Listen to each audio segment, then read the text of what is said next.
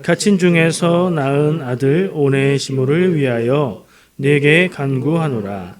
그가 전에는 내게 모익하였으나 이제는 나와 내게 유익함으로 내게 그를 돌려보내니 그는 내 신복이라. 그가 내게 머물러 있게 하여 내 복음을 위하여 갇힌 중에서 너 대신 나를 섬기게 하고자 하나 다만 네 승낙이 없이는 내가 아무것도 하기를 원하지 아니하노니 이는 너의 선한 일이 억지같이 되지 아니하고 자의로 되게 하려 함이라. 아멘.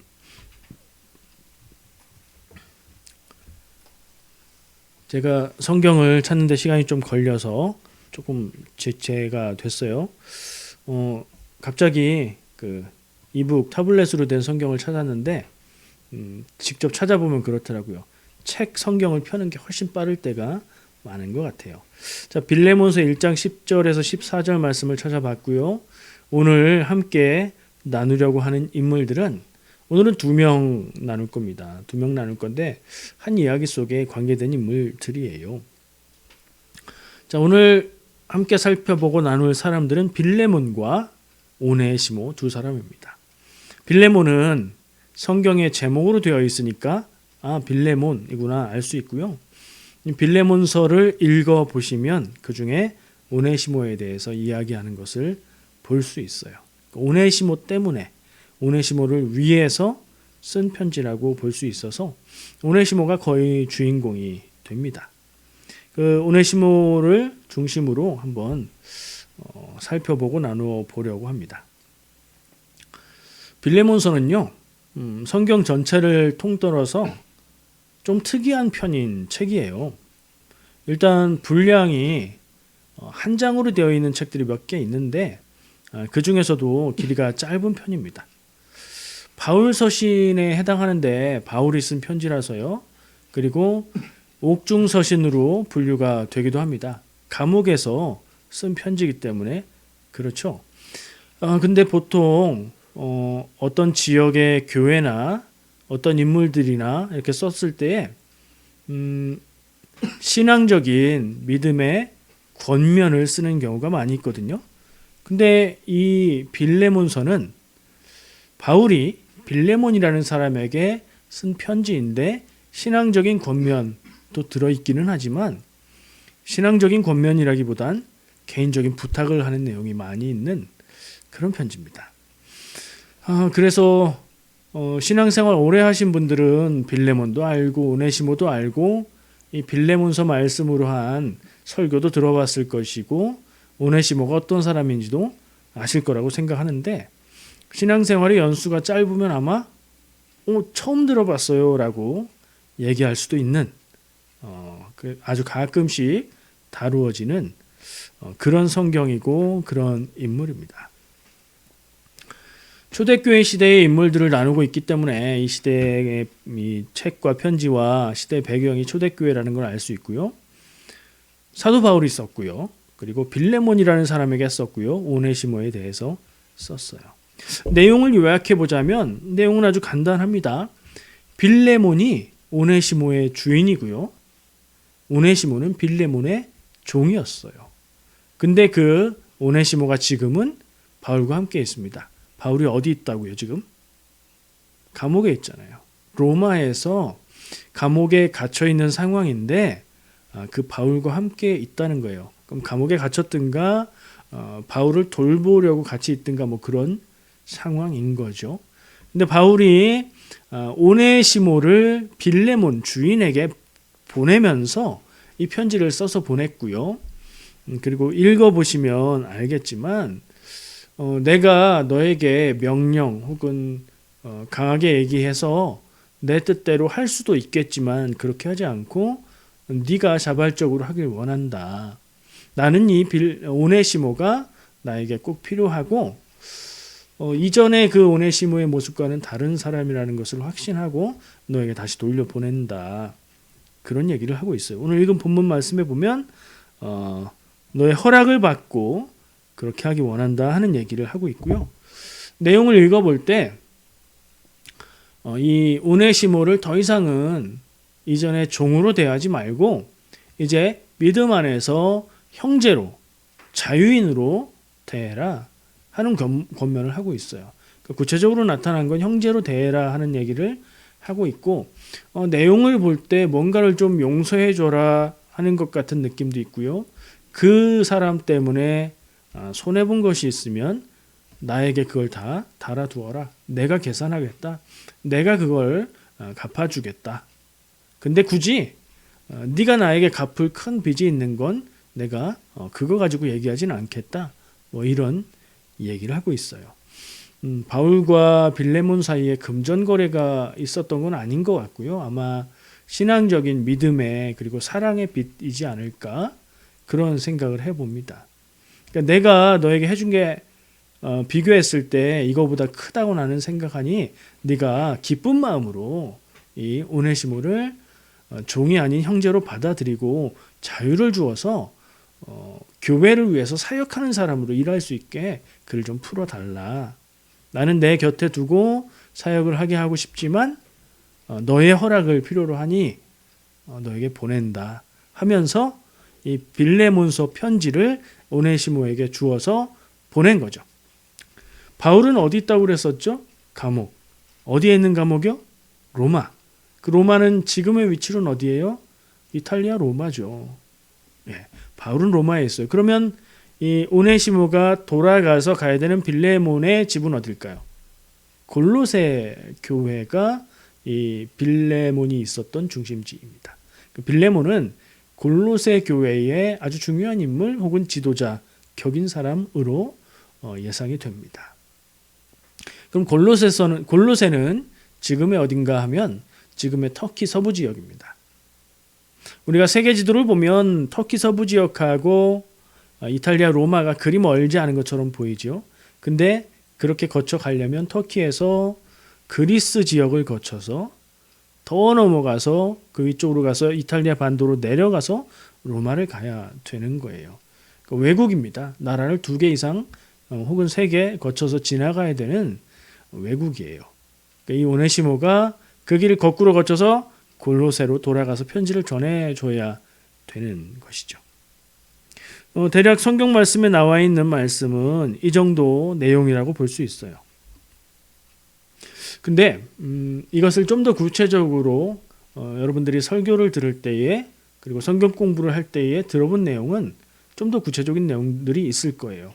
이 오네시모가 종이었는데 도망친 종이다.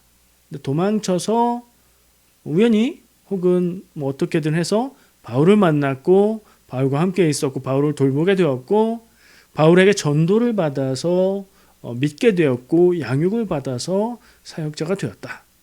그래서 그 사역을 위해서 주인인 빌레몬에게 돌려보낸 것이다. 라는 얘기를 들어보셨을 겁니다. 거의 맞는 얘기라고 판단이 되고요.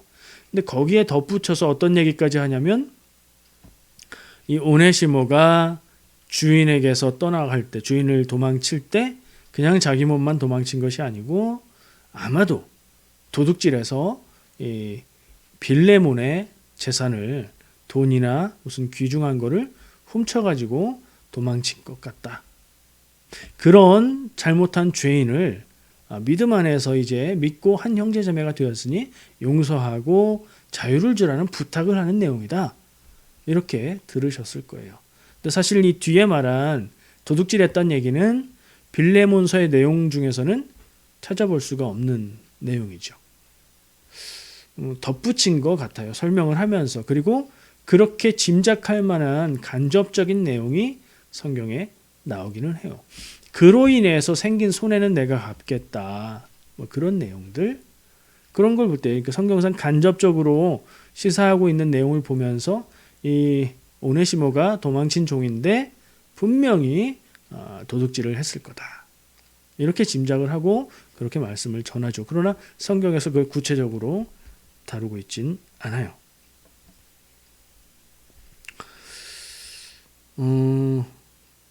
말씀에 이런 부분이 있었어요. 11절에 보면 그가 전에는 내게 무익하였으나 이제는 나와 내게 유익하다.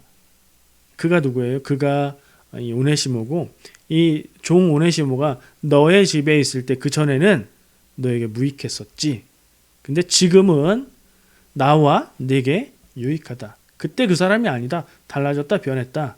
이런 내용으로 볼 때 그가 개종을 했고 믿음을 가졌고 바울의 양육을 받았다라고 짐작을 하는 거고요.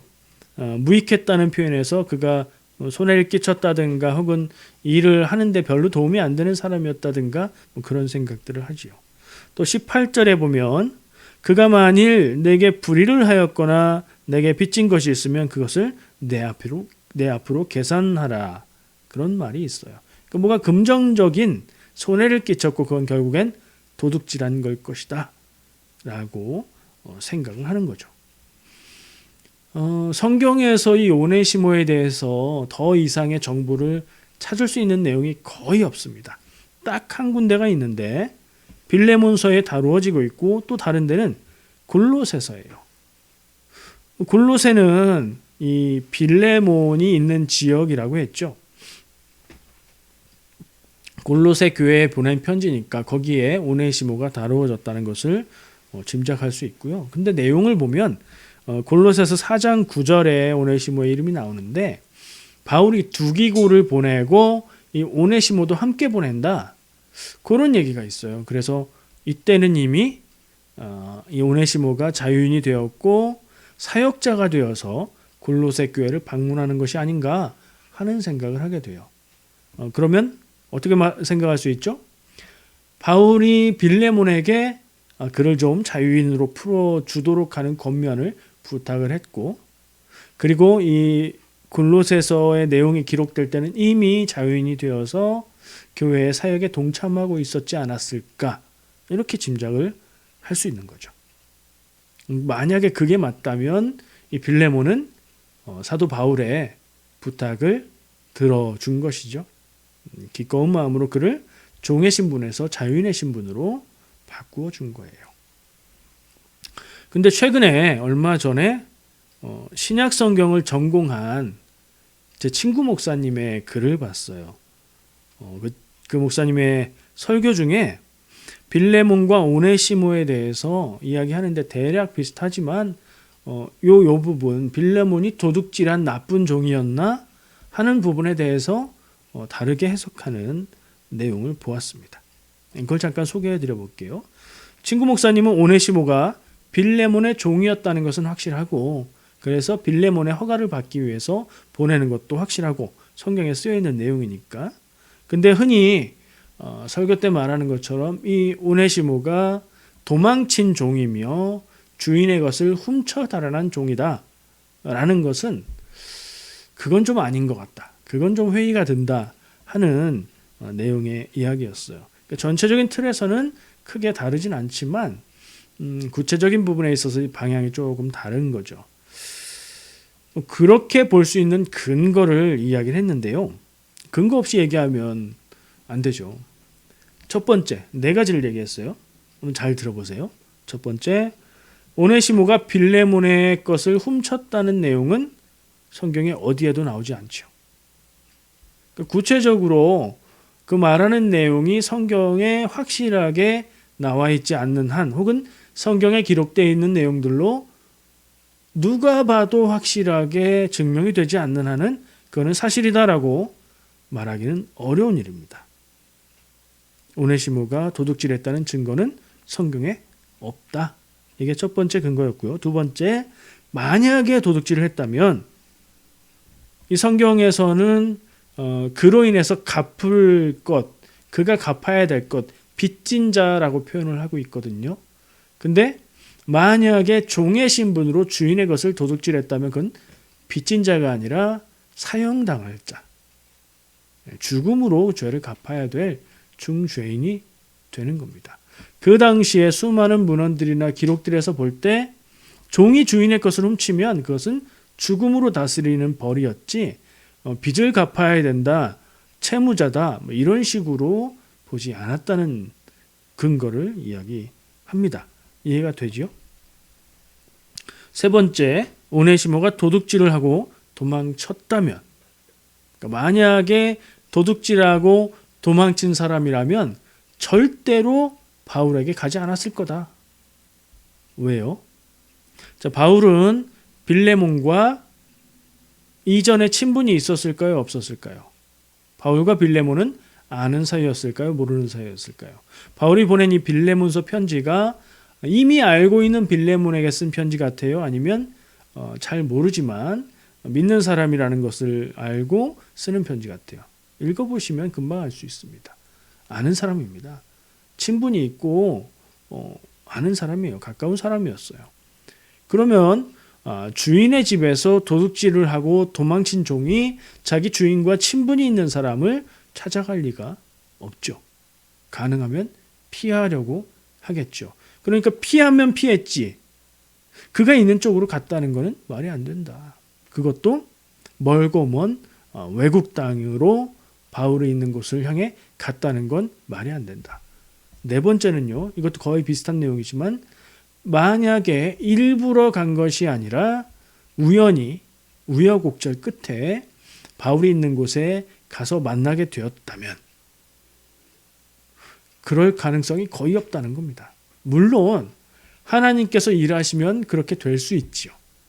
그 가능성은 놔두고 그런 경우가 아니라면 주인의 것을 훔쳐서 도망간 종이 우연히 바울이 있는 곳에 함께 만나게 될 가능성이 정말 거의 없다는 겁니다. 그 근거로 또 얘기하는 것이 바울은 로마 시민의 신분이었고 이 오네시모는 도망친 종이었으므로 그것도 외국인이었으므로 로마에서 무언가 잘못해서 붙잡혀서 감옥에 갇혀도 그 둘이 같은 감옥에 있을 수가 없다는 거죠. 신분이 다르기 때문에요. 자, 그런 네 가지 근거를 대면서 오네시모가 빌레몬의 집에서 그의 재물을 훔쳐서 도망갔다가 바울을 만나게 된 것이다 라고 해석하는 건 좀 무리가 있는 것 같다. 그렇게 보기는 어렵다. 이런 해석을 했습니다. 제가 주장하는 게 아니고요. 제 친구 목사님, 신약을 전공한 목사님이 그렇게 말씀을 전했고요. 제가 볼 때에 충분한 타당성이 있는, 가능성이 있는 해석이라고 생각합니다. 그리고 그렇게 해석한다고 해도 빌레몬서가 전해주고 있는 의미나 내용이나 성경 말씀의 그 의미를 퇴색시키거나 변질시키지 않는 그런 내용으로 볼 수 있는 선입니다. 그렇다면 그게 아니라면 그럼 일이 어떻게 된 것인가까지 생각해 봐야 돼요. 그래서 성경에 기록되어 있는 내용들을 근거로 해서 확실하게 있는 단서들을 가지고 가능한 상황을 한번 추론해보고 상상할 수 있죠. 그 목사님이 제시한 거예요. 여기까지도. 바울과 친분이 있었던 골로새 교회의 주요 인물인 빌레몬. 그는 바울이 로마 감옥에 있음을 알고 그와 친분이 있었고 그를 지원하기 위해서 자기 집의 종이었던 오네시모를 바울에게 일부러 보낸 것이 아닐까. 그 둘이 어떻게 만났을까에 대한 답으로 그런 일을 제시하는 거죠. 도망쳐서 일부러 가지도 않았을 것이고 도망쳐서 우연히 만나지도 않았을 것이다. 그렇다면 이 오네시모가 바울과 함께 있다는 사실을 자연스럽게 설명할 수 있는 길은 주인이 보낸 거다라고 이해할 수 있다는 거죠. 설명 중에 하나일 뿐입니다. 자, 그렇게 생각하면 말이 되고 이해가 된다는 생각을 할 수 있을 거예요. 그리고 오네시모는 바울을 돌보며 바울을 통해서 신앙을 갖게 됐고 양육을 받아서 신실한 사역자로 일하면 좋겠다는 생각을 한 것 같습니다.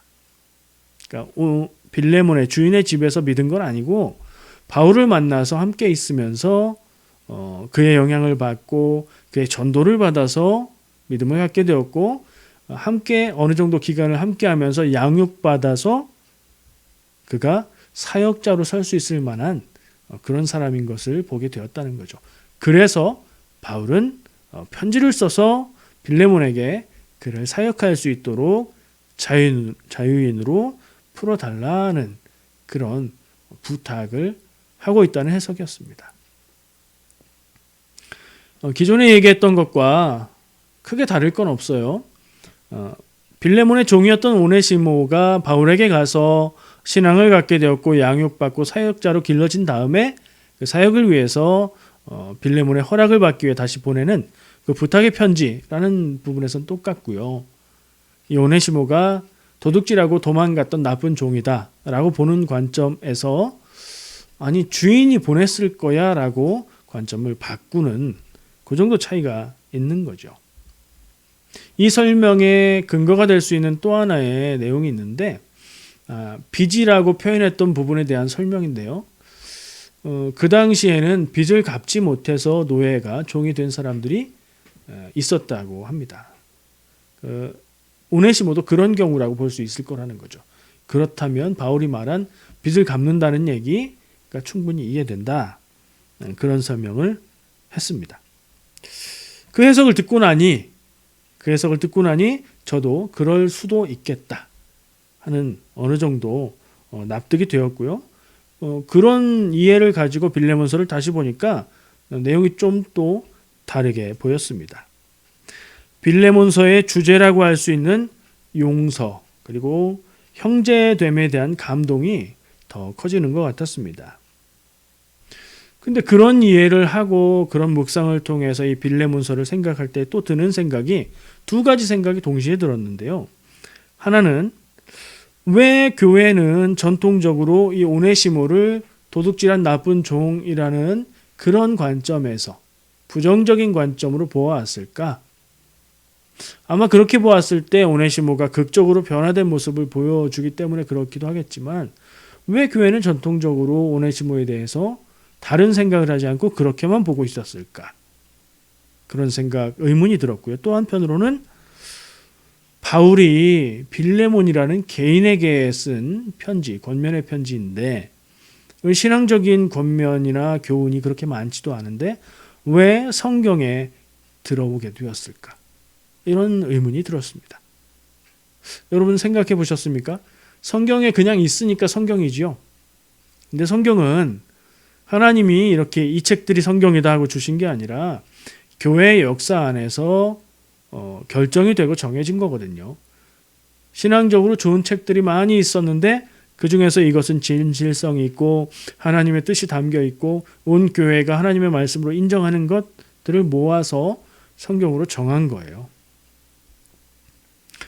그렇다면 왜 이 편지가, 이 빌레몬서가 성경에 들어와 있을까 하는 생각이 떠올랐고 근데 왜 교회의 전통은 한결같이 오네시모를 부정적으로 도둑질한 나쁜 종으로 이야기하고 있을까? 제가 짐작해 본 것이 그렇다면 초대교회의 역사 속에서 빌레몬이나 오네시모, 바울은 이미 알려진 사람이고 편지를 보내는 입장이니까 빼놓고 빌레몬이나 오네시모 둘 중에 한 명이 초대교회에 아주 유명하거나 중요하거나 영향력 있는 인물이었을 거다 하는 생각을 하게 됐습니다. 순전히 제 짐작이었어요. 그래서 자료를 찾아보고 연구해 보니까 제 짐작이 맞았던 것 같습니다. 빌레몬이라기보다는 오네시모에 대해서 자료를 찾을 수 있었는데요. 이 오네시모가 에베소 교회의 감독이 됐다는 것을 알 수가 있었습니다. 감독은 뭐예요? 목회자죠. 목회자들 중에서도 어떤 지역을 책임지고 있는 높은 자리의 목회자인 겁니다. 에베소 교회의 감독이 된 오네시모라는 기록을 볼 수 있었고요. 그가 또 복음을 전하다가 순교했다는 기록을 볼 수 있었습니다. 그렇다면 이 오네시모는 목회자로 사역자로 일을 하면서 수없이 말씀을 전했을 것이고 말씀을 전하면서 자기의 간증도 했을 것이고 또 교회의 이 오네시모의 일들을 스토리를 알고 있는 사람들이 오네시모와 빌레몬과 바울의 이야기들에 대해서 많은 것들을 전하지 않았을까? 그래서 초대교회 사람들은 지금 책으로 남아있는 빌레몬서에 딱 나와 있는 그 내용보다 훨씬 더 많은 내용을 알고 있었겠구나 하는 생각을 할 수 있었습니다. 그런 더 많은 정보가 있었다면 이 빌레몬서를 읽을 때에 거기에서 얻을 수 있는 감동 그리고 은혜는 또 달랐겠죠. 우리가 이런 것들을 생각하면서 빌레몬서를 읽어보면 이야기들이 새롭게 느껴질 것이라는 생각이 듭니다. 이런 생각까지 하다 보니까 저에게 떠오르는 한 이야기가 있었습니다. 제가 2번 정도는 우리 교회에서도 나눈 이야기 같아서 아주 간략하게만 이야기를 하겠습니다. 한국교회의 역사 속에 아주 감동적인 장면이 있는데요. 이자익이라는 목사님, 아마 그쪽 장로교회로 알고 있는데 그쪽 교단에서는 굉장히 크게 일을 하고 사역했던 그런 인물로 알려져 있는 목사님에 관한 이야기입니다. 김제시에 있는 전북 김제시에 있는 금산교회의 이야기인데요. 그 금산교회를 개척하고 설립한 한 사람이 있고요. 그리고 이 이자익 목사님은 그 집의 종이었다고 합니다. 그리고 그 주인의 이름은 조덕삼이라는 장로님이죠. 조덕삼 장로님이 전도를 받아서 믿음을 갖게 됐고 자기 땅을 내어놓고 교회를 짓고 교회를 세웠어요. 그게 금산교회랍니다. 그리고 자기 종들에게 전도를 했고 이 이자익 목사님이 종이었는데 믿음을 갖게 돼서 함께 신앙생활을 시작했어요. 집사가 되고 같이 영수가 되고 감리교식으로 얘기하면 권사님이 됐던 얘기겠죠. 그리고 시간이 지나서 둘이 같이 장로 후보가 되어서 장로 선거를 하게 되었습니다. 사람들은 이 조덕삼 장로, 조덕삼 영수는 그 지역에 굉장히 지주이고 부자고 그런 사람이니 그가 장로가 될 거라고 생각을 했던 것 같고요. 근데 투표를 끝내고 결과를 보니까 이 조덕삼 영수가 장로로 뽑힌 것이 아니라 그는 안 됐고 이자익 영수가 장로로 뽑힌 겁니다. 그러니까 그 옛날에 선교 초기니까 조선말 혹은 일제시대 뭐 겹치는 그런 시대에 충분히 상상할 수 있죠. 종으로 데리고 있었던 그리고 한 교회에서 함께 신앙생활했던 사람과 주인이 같이 장로 선거를 했는데 종이었던 사람이 장로에 뽑힌 겁니다. 분위기가 술렁술렁했겠죠. 조덕삼 영수가 먼저 스스로 그 일을 축하하고 사람들에게 축하해 고맙다고 아주 잘 됐다고 이렇게 하면서 이 이자익 장로를 축하해 주었고 그 후로도 그를 계속해서 지원하고 서포트를 했고 그 장로님이 나이가 젊었기 때문에 그를 신학교에 보내서 공부할 수 있게 도와주었고 목사님이 되게 했고 그 금산교회 담임 목사로 초빙을 했고 그리고 자기도 나중에 장로가 돼서 그 교회를 평생 섬기셨다는 내용이 있습니다. 이게 정말 아름답고 빛나고 감동적인 이유가 있는데요. 그 내용 자체만으로도 귀하지만 그 당시 선교 초기의 한국교회 분위기가 어땠냐면 수많은 교회에서 이런 일들이 일어났어요. 신분적인 편견이 있었던 시대였기 때문에 아주 많은 교회들에서 저 상놈들, 종들과 우리가 함께 예배할 수 없다. 양반의 자리를 따로 만들어달라. 이런 요구도 했었고요. 선교사님 교회에서 그러니까 선교사님이 교회에서는 하나님 나라에서는 이 귀천이 계급이 신분이 없습니다. 이렇게 얘기하니까 그 사람들이 나가서 따로 교회를 세운 그런 경우도 있고 이런 일들이 아주 많이 있었다고 해요.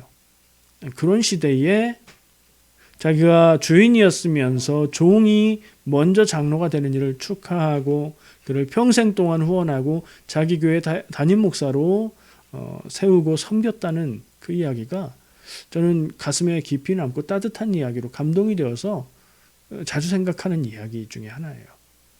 오늘 어떻습니까? 빌레몬과 오네시모의 이야기도 좀 비슷하지 않을까? 그런 생각이 듭니다. 믿음 안에선 신분도 귀천도 없지요. 믿음 안에서는 부자도 가난한 사람도 없습니다. 뭐죠? 다 같이 주님 안에서 한 형제 자매입니다.